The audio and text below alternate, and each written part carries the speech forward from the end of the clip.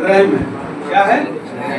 RAM है, जिसको हम लोग बोलते हैं रैंडम एक्सेस मेमोरी बोलते हैं।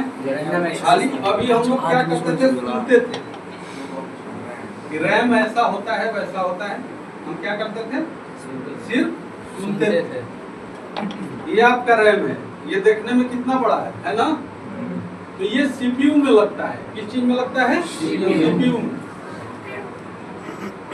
ये देखिए, ये भी रैम है। ये क्या है? रैम है। ये लगता है लैपटॉप में। समझ में आया? अब आप देख रहे हैं कि ये इतना बड़ा है, इसका क्षमता ज्यादा होगा, लेकिन ऐसा कुछ नहीं है, इसका क्षमता ज्यादा है। बात समझ में आ रहा है? ये 4 GB है और ये मात्र आपका 2 GB है। ये 4 GB है, ये 2 GB है। 13 GB 36 GB ऐसे करके इसका क्षमता आता है ज्यादा से ज्यादा, और इसी को हम बोलते हैं रैंडम एक्सेस मेमोरी। रैम को ही हम बोलते हैं random access memory. Sir last इसका कितना जीबी स्टोरेज होता है? कम में या ज्यादा में? मतलब लास्ट मतलब कितना होता है? ज्यादा में 32 GB का आ रहा है, 64 GB का रैम आ रहा है। आपके मोबाइल में देख रहे हैं कि कितना GB का आ रहा है।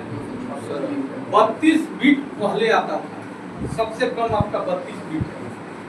समझ में आया? फिर 512 MB का होने लगा, फिर 1 GB का होने लगा।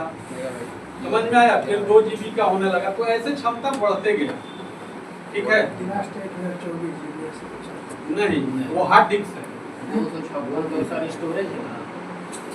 हार्ड डिस्क का कहानी अलग है। अभी आपका मान लीजिए 32 GB या 64 GB तक का रैम है। ठीक है? मोबाइल का तो बात अलग है कि इंटरनल आपका 64 है, क्या है, एक्सटर्नल ही सब आते रहता है। यहाँ रैम की बात हो रही है। ठीक है? क्लियर हुआ? अब देखिए दूसरा चीज समझा।